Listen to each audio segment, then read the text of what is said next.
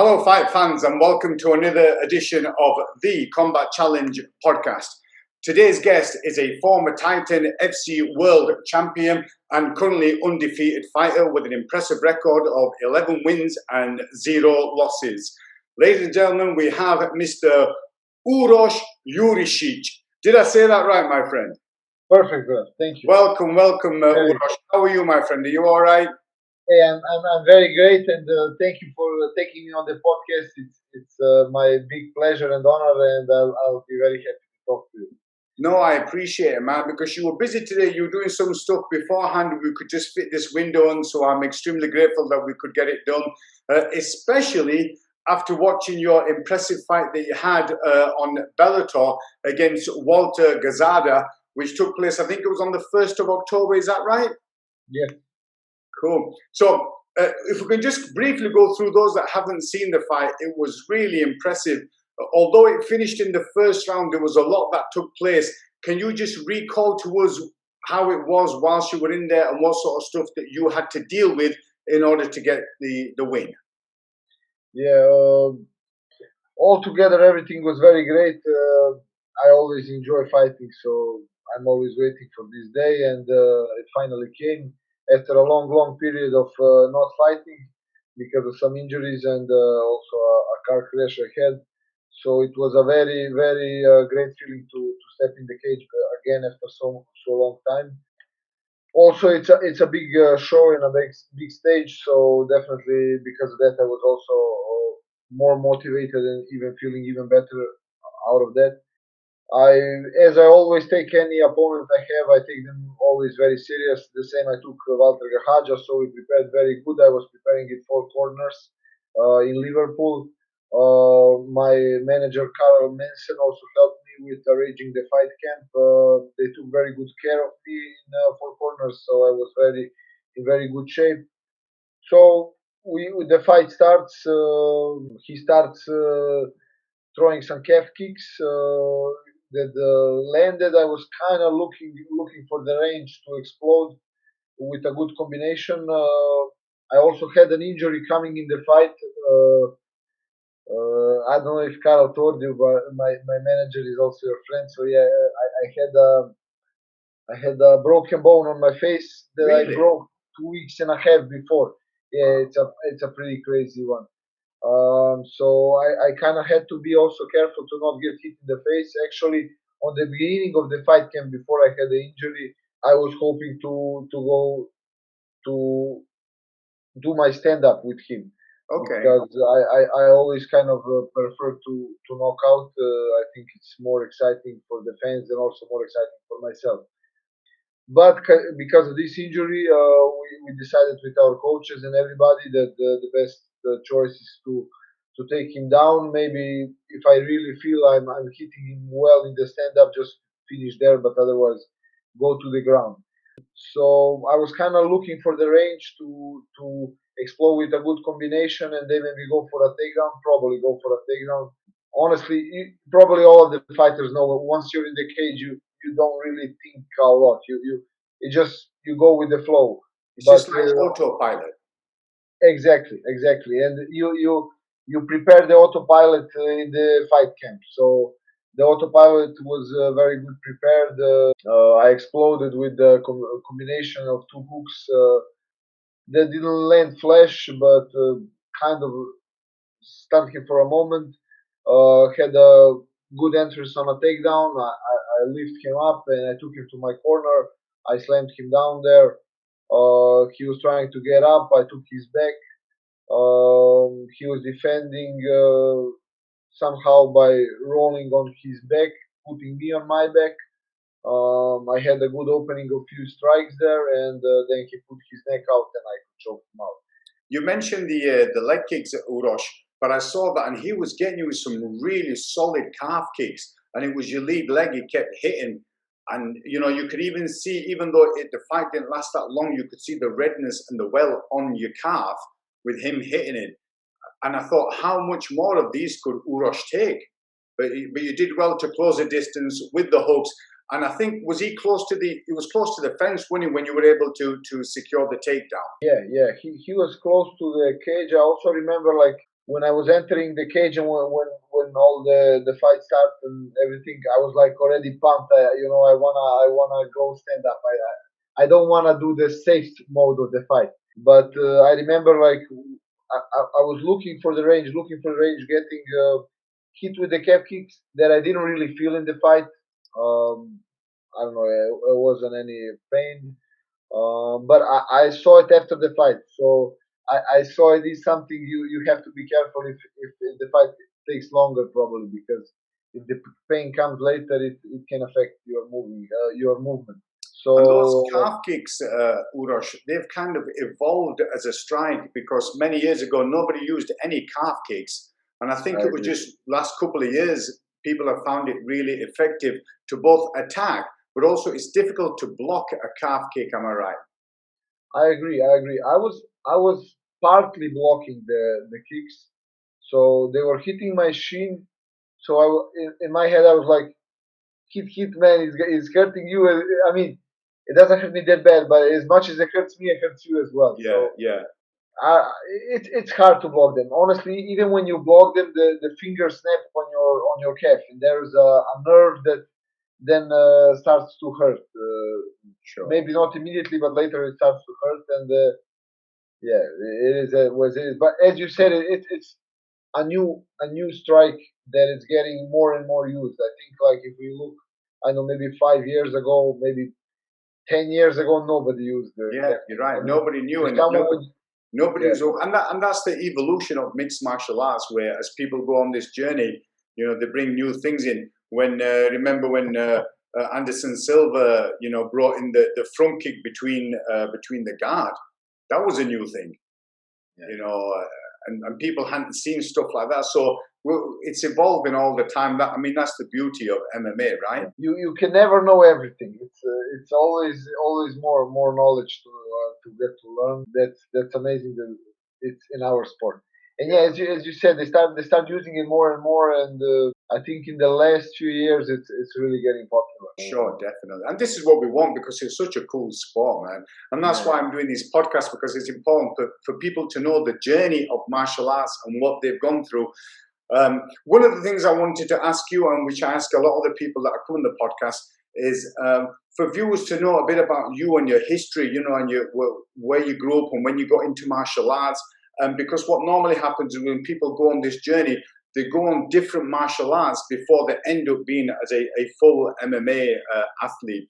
So if you can you just tell us a little bit about your journey from a young age when you first got into martial arts and what that was to now? I always like to fight a little bit. So I was kind of rooting for a combat sport or yeah, combat sport, but my parents kind of like didn't really like the idea, or like more like go basketball, go football, go things like that. Yeah, So I kind of listened them, and I tried out basketball, I tried out football, I tried out even baseball. Was actually competing for a few years.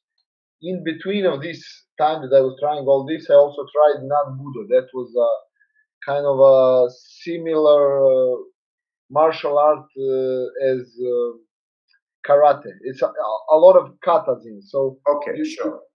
so if you wanna grow as to get a better belt, you have to show the techniques. And the techniques, honestly, I don't know how useful are they for the real fight, because Okay.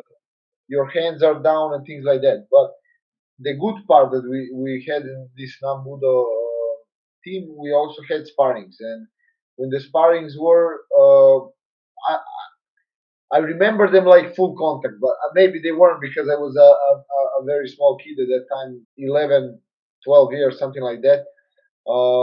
But that part was my favorite part. So I like that, but I didn't like the rest of the things so much. So I think Sure. I was like training maybe 1 year, two, three. I don't remember exactly. For sure, it's 2 year, maybe two or three. And then I kind of stopped, as I remember. And then I did other sports, as I said, like football, soccer, and so on, everything Yeah. else. And once I was 15, I went to my high school, and a friend told me about. I was actually on a sports high school, so everybody was in some sports, and I was always kind of looking to the guys who were in combat sports. So I was talking to them, and two of my better friends from those guys were, one guy was training Muay Thai, and the other guy was training at that time Vale Tudo. That means Brazilian, everything is allowed, and is actually they were training MMA, but just the because that time the sport was just coming into our country, so on. They probably heard somewhere Vale Tudo. Then the team was, the name of the team was Vale Tudo Club Ljubljana. So my friend told me about Vale Tudo, and I went to check it on internet, and I was like, "Whoa, that's awesome! That's something I can't believe even exists." I mean, I probably saw it before on internet, but I thought it's something fake, probably like some Sure. wrestling or something like that. But then I saw like that actually exists. I can't believe it. So then my friend told me like for a few names like Fedor Emelianenko at that time, Vanderlei Silva, and guys like that. And then when I started watching those guys, I was just like, oh, that's what I want to do. I was just going crazy when I was watching it. I was like Really? feeling like, I want to be like this. You just feel the emotions come through your body. So no, then I went to actually the first training with my friend on Muay Thai. I did the 2 sessions there, and in the same gym there was also the Vale Tudo training. And then I switched there, and since then I started like with 15 years of age. I started MMA. That time called Vale Tudo, and I think like in a half a year, the coach asked like who wants to come. We had like a beginners class and a competitors class. Yeah. What's interesting in this is that at that time, I think even though the sport was less involved, or how can I say, it wasn't on the level that it is today in Slovenia, Yeah. more It people wasn't wanted that to fight. popular, and people. It wasn't like mainstream sort of sport. Exactly.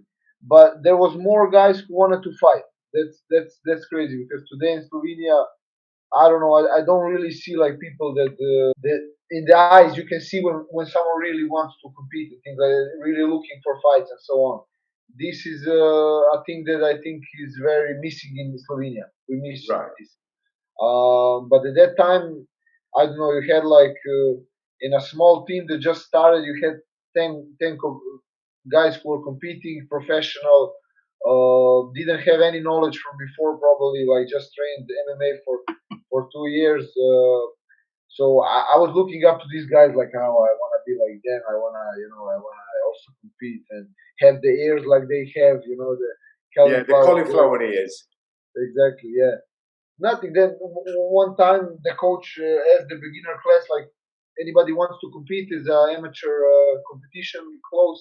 And I raised my hand, and we went. And that was after I don't know, kind of half a year of training, but it was very good atmosphere in the team. Also, like everybody was hungry to fight. Everybody was really like character of fighters. At least that's how I saw at that time. And then we start competing amateur. Then later, as I said, in the gym was Muay Thai, and you have had the Valetuda MMA.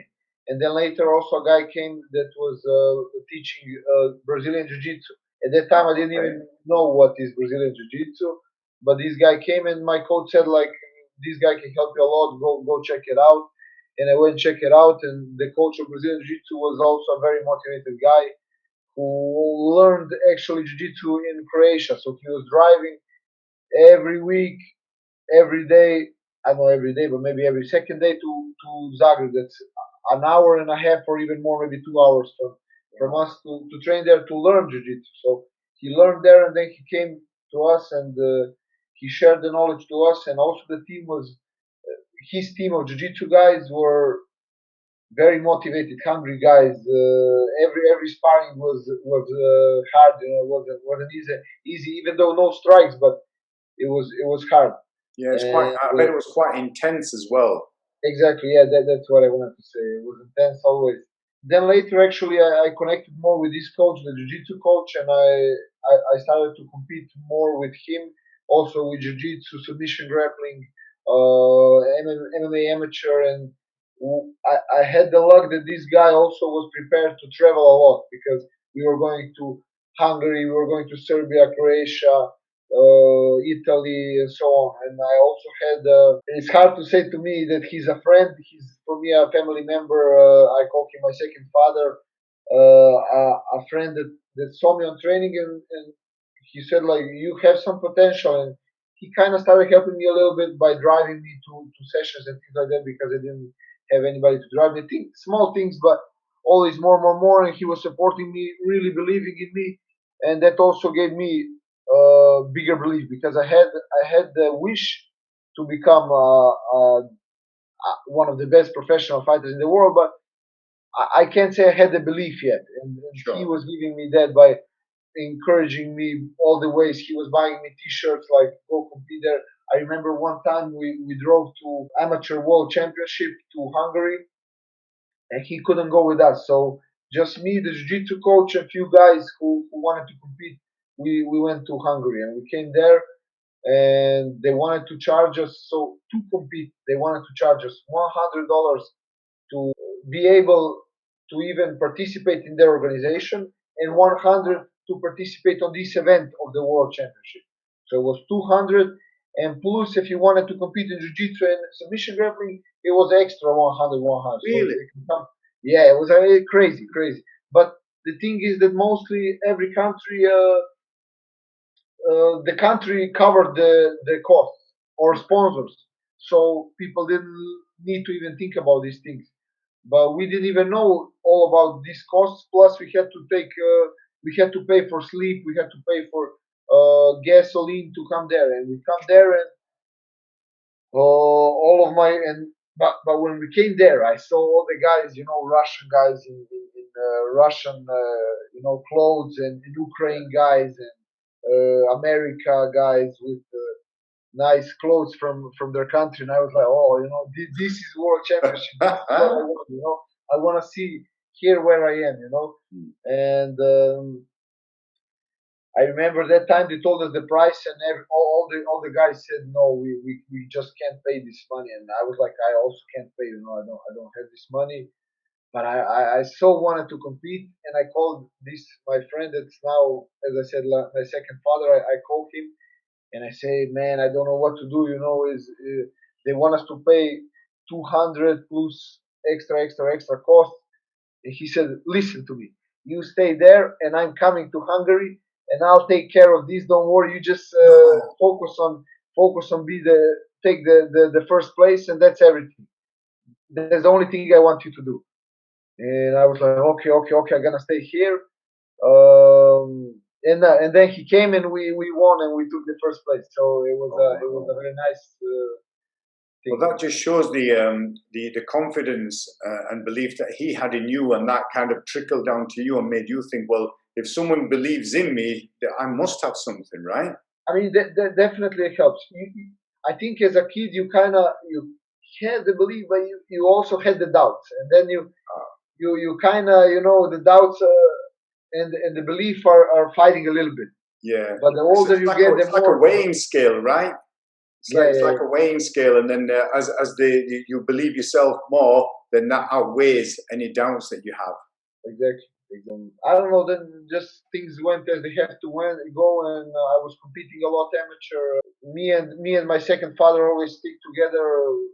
We did change then few teams because of different reasons to have the best training we can, but we just stuck together. He also then helped me to go to USA, where I then went to Ultimate Fighter, and so on and so on. So then later, just things developed more and more and more. It's nice because for both for myself and for the viewers to get a feel of who Uros is and what's his background, and it's nice that there is somebody who's like a father figure, a martial arts father figure that's on the journey with you. The reason I asked about that is about the journey that you're on is because I kind of wanted to feel of what's your discipline. Is it more striking or groundwork? And the reason I say that is out of your 11 fights, this is interesting, out of your 11 fights, am I right in thinking only one has gone to decision and 5 have been submissions and 5 have been either KOs or TKOs? Yes. So you kind of like, it's an even number there. But if it was up to you, what would you favor? Are you more of a striker or are you a ground person? I think I'm pretty much the same in all aspects. I have very good things in stand up. I have very good things in on the ground. I have very good things in wrestling. But I definitely have a lot of space to involve in all the areas the same. So Sure, sure. I believe I'm good in everything, but I can involve in everything. I do prefer knocking out win, but I believe like finishing the fight and then making it good for the guy for the fans and good matchups. So good opponents make the best fights and make the best victories and make the best also feeling of giving all this and then getting back what Yeah, you so want. the higher the risk, the better the reward is at the end of it, you know. So the harder the fight is, the sweeter the success is once it's finished. Yes, yes, definitely. I And agree. when you mentioned you're all round, and that kind of showed in that fight in Bellator, where you were able to stand and strike with Walter, close the distance, throw those couple of hooks, and then grip him near the fence, the cage. But then you had the mindset of taking him over to your corner. But when you took him down, you just didn't drop him. You kind of had that bit of a bounce, and Yeah, you know you kind of tilted and made him land with your shoulder on him. yeah. You never do it on training. Usually, if you throw somebody like that, you throw them on a extra mat, Yeah, extra yeah, for extra mat. sure. So you don't know how to throw it. So I remember coming there and I'm like, okay, now how do I? Just just jump and No, man, yeah, that was awesome. That was really good. And you know, and even then, when you got his back, you were able to get that body lock. I think you had a triangle body lock on him, and eventually you were able to get the takedowns. Sorry, the ending, which shows both the striking, the wrestling, and the groundwork. Your next fight, Uros, that's at the end of the month on the 30th of January, and that's going to be at KSW against Shamil Musaev, who's also an undefeated fighter. I think he's had 13 fights. Am I right? Is that the person that you're going to be competing against? yes, exactly. On Sherdog, I think he's 13-0, and on Typology, he's 14-0. So Wow. Okay. the And what's your thoughts of him as a fighter? And you know, are you having to train anything different, or are you just kind of focusing as you are?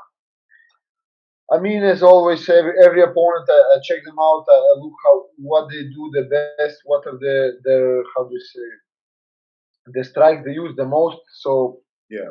definitely, I kind of prepare for each opponent a little bit differently. I'm very motivated for this guy because he has a very good score, so that motivates me even more. I did watch his fights. He's good at what he does, but I didn't see anything like that would really pull my eyes out. Like that, I Sure. would say like, wow.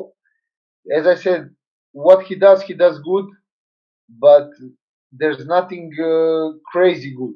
At least that's what I see. I'm prepared for everything. I'm always, can we say, I don't know, preparing for GSP, the best opponent that I'm gonna get. But from what I saw, I didn't see anything like that would really like, oh, this I really have to do 1,000 times to be prepared for this. I Sure. didn't see anything like that. But definitely he has some good moves which we watched and worked on it, of course. But that's the fight game, isn't it, Uros? And it's good that you're showing the respect to the fighter and saying, look, yeah, you know, he's a really good caliber fighter who's undefeated, has a similar record like yours, and hopefully if things goes well, then again the reward is really sweet because you're taking on somebody who's on that same level as yourself, which is really good. Yeah, I mean, the higher he is on the rankings, the more people, how do you say, um, respect him as a fighter by his accomplishments that he made. Yeah, The bigger motivation for me. The more hungry I am, the more I want the win, and the easier, the better I wake up, the better I go to training, the more energy I have for training. So I'm very happy the guy has a good score and is respected in KSW. and now it's my turn to. And is this going to be your first competition in KSW, and is it your first one in Poland? Yes, it's my first competition in KSW. Oh man, that's awesome! I think next week I'll be interviewing Scott Askham. I don't know if you're aware of him. Yeah, Scott is my friend. I love him a lot. He's a great guy. Great guy. Because you're a welterweight, aren't you? Is Scott a middleweight? Yes, yes. Yeah, yeah. So that'll be because KSW is such a huge organization, and some people are still not aware of how big KSW is, in the scheme of things. But it's amazing. And what's your thoughts of competing on a platform like KSW? Man, I'm very happy. KSW. I already see just from publishing photo of KSW, man, people go crazy. The number one that actually I love the most is that they have amazing number of fans who watch their fights. Yeah. Now the problem is the Corona situation that doesn't allow us to have people to watch at the moment, but live, so in the arena. But we don't know yet because on 18 January, I think Poland's restrictions stop, and then they may be gonna put new restrictions, or they're gonna extend the ones they have now. But we're gonna see. I'm really hoping for the possibility of fans, because how KSW makes full arenas and the atmosphere, I don't believe anybody else does. But either way, Uros, the fight is going to go ahead with or without the fans. It's going to go ahead. Yeah, yeah. For me, number one is fight to win. That's number one. That's it. But that's the extra things. If I will have an opportunity to fight in front of 50,000 people, and then plus 50,000 on the TVs, man, that's an amazing experience. Well, it's great because for you, Uros, you're looking at ways of working your way up the ladder, up the mountain, rather than trying to find fights that are either a bit lower or not that good. Because you want to ultimately be at the top of the mountain at welterweight, and if you're fighting under KSW, you want to have the fight, which is a title fight. Eventually, I assume that's where you want to try to get yourself up to. Yeah. I mean, I want to show the world I'm number one in welterweight division. That's my goal. Wherever I am, is this KSW, is this any organization, I want to be the number one in the organization I fight. Sorry, I was doing some research on the current KSW welterweight champion, which is Roberto Robocop Soldic, and his record is 18-3. However, when you look deeper into it, he's only had one win by submission, and he's had 14 wins by either KO or TKO. Is that someone that you've been kind of looking at and thinking, ultimately you'd like to make your way up to fight somebody like Roberto? Yeah, well, look, the thing with Roberto, I've been offered to fight him many times. Every time I will be happy to fight him. But he, from what I have live up to, is he avoids every time the fight. Now, I do understand some things like in management. If someone is under in rankings and someone is here, you will be always looking for guys that are higher than you, so you can grow. That makes complete logic. But it's Roberto Soldic case. It's a lot more complicated. I know, for example, he said they offered a fight. He said he has broken leg. Then on the interview, he said something else, and things like weird things, So then another time, KSW offered me the fight. He said they said to me he picked someone else. Then later he said he didn't even hear about me. I don't know, but I'm definitely here to prove I am number one in the organization I fight. And now, if he want to prove me wrong, I would be very happy to guest him in the cage, guest him or step with him in the cage. If not, he now went to middleweight. I don't know. Maybe he decides to stay there. Man, he's good. I don't care. I want the belt. Now I don't care if either he has to let go of the belt or he has to defend the belt. there are two options, and I think in an organization as KSW, he will have to decide for one of these two options. Yeah, for sure. And for you, you're on this journey, and you keep getting and getting the wins. Ultimately, they have to offer you a championship fight, whoever it's against, if you keep going on the journey that you're on now, right? Yeah, I mean, we agreed that I need one victory in KSW, of course, no loss, and then I am offered to fight the belt, for the belt. All right, Uros, it has been so cool chatting to you. It's been good to know a little bit about your martial arts background, and also we talked a little about the fight that you had at Bellator, the upcoming fight that you've got end of January, and hopefully your plans to work your way up to the title.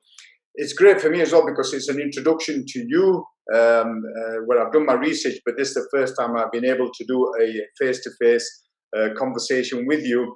And in time, hopefully, after January, once that fight is done, we will have another meeting, if that's okay, and then we can kind of go through and let the fans aware of how that fight went and what your plans are moving forward. Thank you, Saif. It will be my pleasure to have another chat with you, and I hope people will enjoy watching our conversation. I'm sure they will, Uros. I'm sure they will. And I'm really pleased that I pronounced your name right. That was really important. Very good. As I said, it doesn't happen often. Mostly everybody says it wrong. Very, very rare people. You and Carol Manson, my manager, are the only ones I remember now that say it completely right. Okay. So, Uros, thank you so much. Take care of yourself, and hopefully we'll catch you in February after you've had your fight in January. Take care, man. Thank you, and thank you everybody for taking your time and watching, and all the best to everybody in New Year 2021.